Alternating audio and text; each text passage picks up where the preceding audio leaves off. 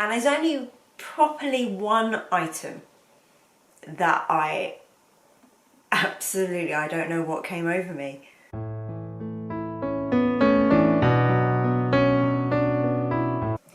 Hello everybody, welcome back to my channel. Today I thought we'd talk about something that I don't talk about very often, but luxury regrets. And I'm going to come at this from the perspective of, is there anything luxury that I've sold that I regret and I've bought back or I would want to buy back? Is there anything that I've bought that I probably should sell if I haven't yet, and I probably shouldn't have bought it? And is there anything that I regret not buying when I had the opportunity to? That caveat at the end there was, you know, obviously I cannot regret not buying a gold on gold Birkin 25 because I've never had that opportunity. But is there a bag I've had the opportunity to buy that I could not? So let's dive in. For those of you that haven't, would love it if you would subscribe to my channel, hit the bell notification button, and then, you know, whenever I've uploaded a video, there's a lot of handbag content here and a lot of orange box content here. I'm going to go straight in with, what should we go straight in with first? Is there anything I regret selling? Let's go in with that. Do I have any selling regrets? No. That is the honest answer. I've come close. I had a beautiful mulberry, if I have a picture still I'll include it, but I probably don't. But I had a beautiful, beautiful mulberry medium lily in midnight blue with silver hardware in Shiny Goat, and it was a stunning bag. Kind of, I guess, a bit like a Chanel jumbo size, but obviously just single flap, a lot less weight, and obviously it's mulberry styling, not Chanel styling. Now my reason for selling that was related to the reason I bought it. I bought it because I liked it.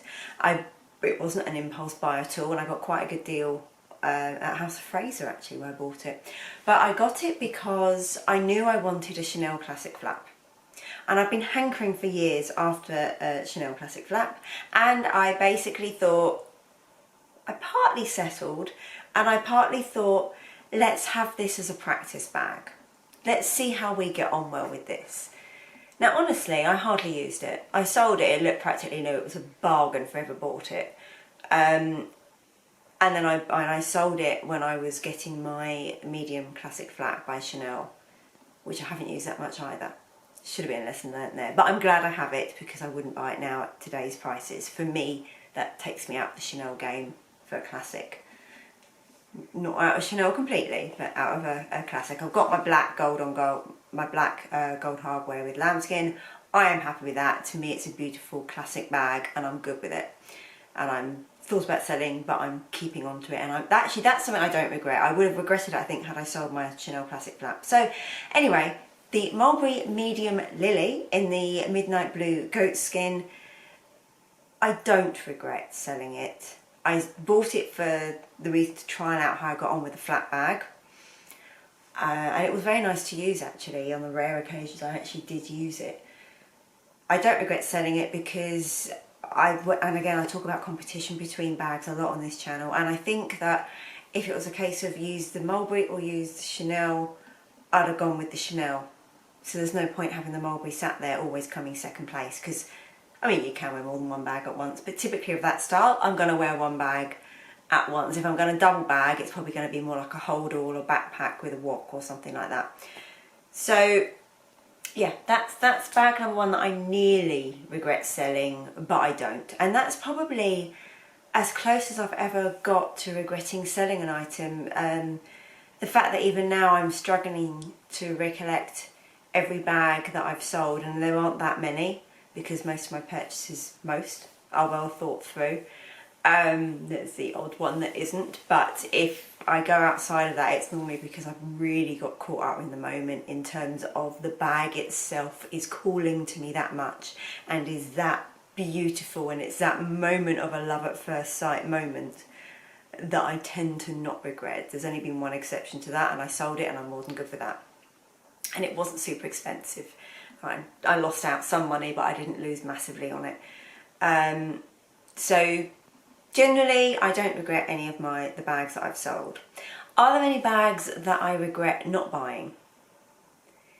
Or any other luxury items? All I can really think of was a Evelyn bag in the PM size that I saw in Nice airport with my husband, which was in the colour trench.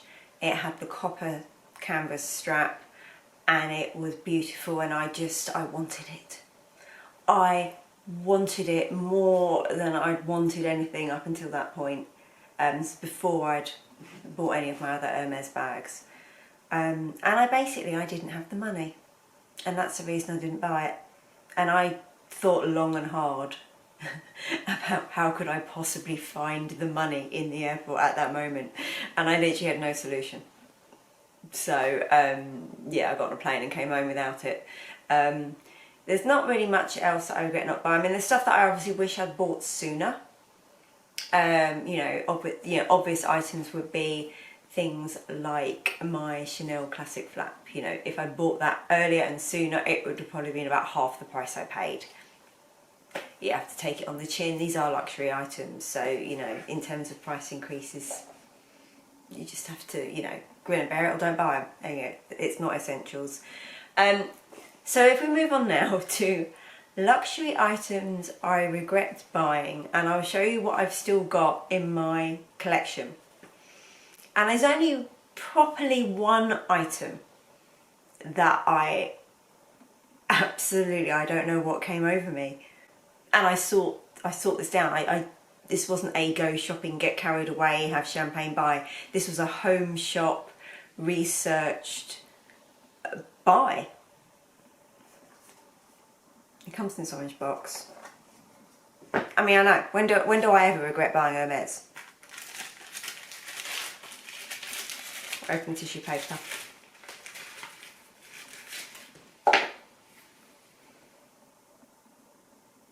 Classic Hermes orange colour.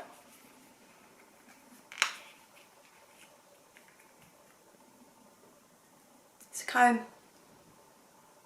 Now, why do I regret buying this?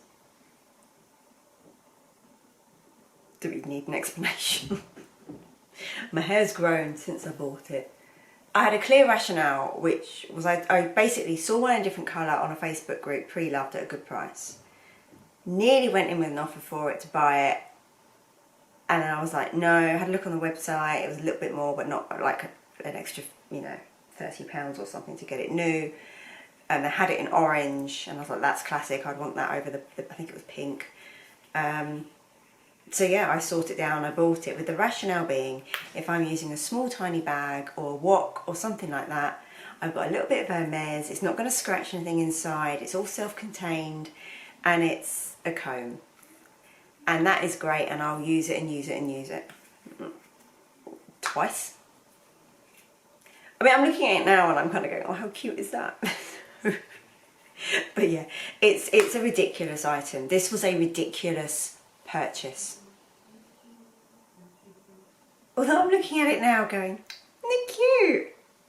How good would that be in one of my small little bags? Sometimes there is just no helping people. But yeah, so this is probably only the real regret that I have, and it's only just over that regret side. I can't remember how much this cost me. I think it was £195, something in that region. So it's a lot of money. I mean, I think part of the regret is it's a lot of money for what it is, but it's not an earth-shattering amount. You know, it's not like I bought a Birkin and gone, oh my god, that's hideous. When would we ever say that about a Birkin? So that, yeah, that's that item. And then the only other one is in here. For some reason, I hardly ever use Dior bags. I own 3 now, and I think that's right. And my book tote, which is the medium size, the old small, is probably my most used Dior bag.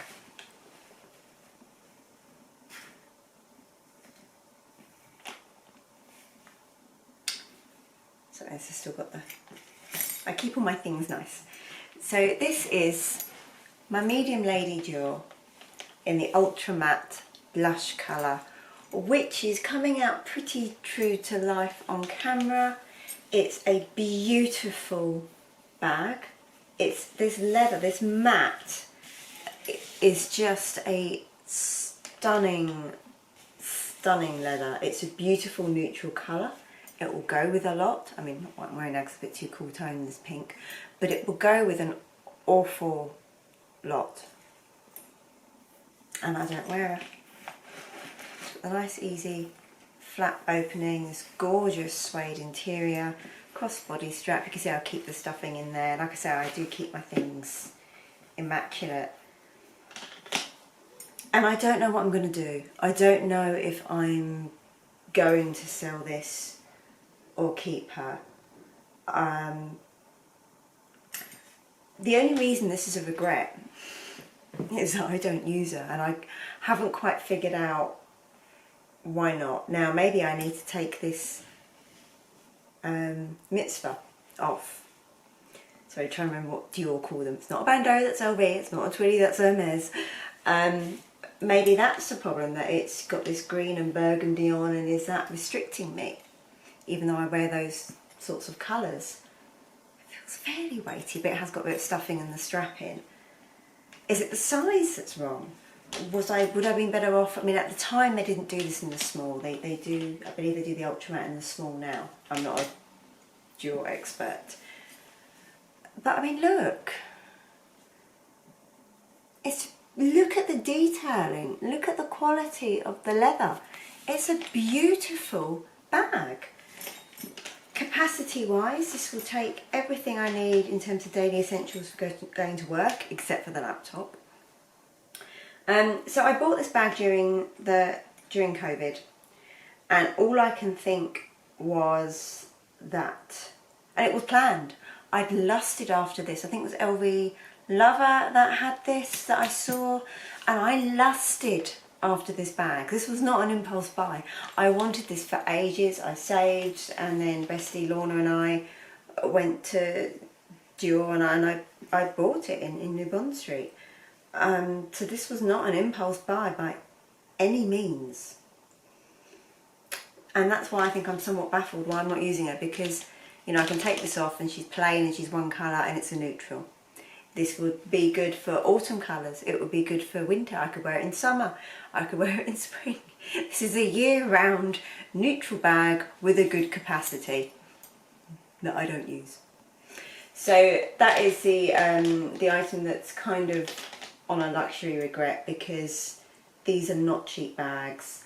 They don't hold their value. So if you're in the market for one of these, and I do suggest looking pre-loved, because they, you know, if you want to save yourself some money, because they don't hold their value, and you can get some, you know, really good condition bargains out there. I'm looking at her now and I'm thinking how beautiful she is, and I'm still baffled. So I need to maybe make the effort to go out and use her and see how I find her functionality, to see if I'm wearing her going, this bag's just annoying me. Like I say, I don't know. I haven't gone off her. You know, that's it. I think with some of the bags, and the reason that I don't regret me selling them is because maybe I just matured and my taste changed over the years. Or if I think about my Chanel medium boy bag, it basically got replaced by my Griottan Kelly, and I'm sorry for that, but it got to a point where I didn't reach for it, and I would take my Kelly. My Kelly took more. It was pretty much very similar colour, very similar to, slightly darker, the Kelly. It went with everything. I just found it a nicer bag to use. I found it a nicer bag to look at. And the boy bag sat on the shelf. So, and it was too beautiful to just sit there not being used. You know, I didn't think it was any less beautiful when I sold it. I sold it because I bought something new that I preferred.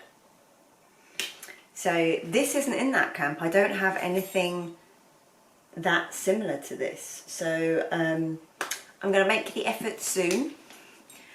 On a day where it's not raining, although like I say, she would fit my umbrella in, and I don't think I'd be too precious over this. I mean, obviously I wouldn't want it to get deliberately wet, but I don't, you know, it's not like box leather. I'm going, oh my God, it's got a drip of water on it. So I'm going to do that. I'm going to see how I feel, and then I'm going to make a decision, because it's just too nice a bag to just sit in the cupboard, not fulfilling her handbag destiny. And my cupboard isn't a display cupboard either, so she's not even a useful ornament. So that's it really. To be fair, I normally think through my purchases very thoroughly. I've also learnt in the, you know, simple things where I've seen I don't know, just a high street pair of shoes not bought and they've gone out of stock. I've also learnt that if I really want something and I can afford it, then to buy it there and then before I miss out and then I regret it. So I don't have many luxury regrets of not buying. And that Tower of Boxes might give you that clue. So yeah, that was it. Put in the comments below, let me know what your experiences have been. Have you ever, I mean, I do hear about people on some of the Facebook groups that will buy a bag, it doesn't work out, they sell it, and then they rebuy it, and then it doesn't work out. Like the Pochette Matisse, I think, is one of those bags that a lot of people buy, don't use it, sell it and go, oh, that's a great bag, and they rebuy it. And you know, sometimes they'll rebuy and sell the same bag a few times, which always really amuses me. So yeah, let me know in the comments section below, are you one of those people? Have you got any regrets of buying, of selling, of not buying? I'd love to hear your experiences. Let me know how ridiculous you think my Hermes comb is, or do you think it's cute, and do you think, well, actually that wasn't such a stupid buy, Joe? You got yourself something that is cute and somewhat practical for a wallet on chain. Yeah, love to hear your thoughts, and I will see you soon for another video. Bye bye.